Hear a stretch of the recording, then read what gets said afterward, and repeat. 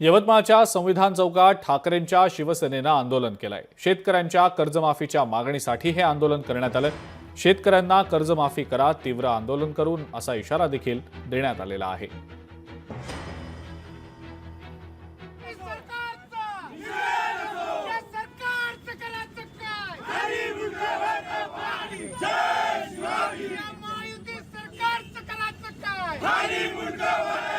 विधानसभेच्या निवडणुकांनंतर आमचं सरकार जर बसलं तर शेतकऱ्याची संपूर्ण कर्जमाफी देऊ असं आपल्याला सांगितलं होतं। सोबतच लाडक्या बहिणीला 2100 रुपये देऊन सांगितलं होतं, परंतु अजूनपर्यंत या सरकारनं शेतकऱ्याची कर्जमाफी केलेली नाहीये आणि त्याचा निषेध म्हणून आम्ही सगळेजण आज शिवसेना उद्धव बाळासाहेब ठाकरे या पक्षाचे सगळे पदाधिकारी या सरकारचा जाहीर निषेध करण्यासाठी आम्ही इथं थांबलेलो आहोत। आमचे मुख्यमंत्री असताना आदरणीय उद्धवजी ठाकरे साहेबांनी एका शब्दात या महाराष्ट्र राज्याच्या सर्व शेतकऱ्याची माफी केली होती आणि त्याच धर्तीवर आज या महायुती सरकारनं शेतकऱ्याची कर्जमाफी करावं। जर ती केली नाही तर आगामी काळात शिवसेना उद्धव बाळासाहेब ठाकरे याच्यापेक्षा उग्र आंदोलन संपूर्ण महाराष्ट्रात केल्याशिवाय राहणार नाही।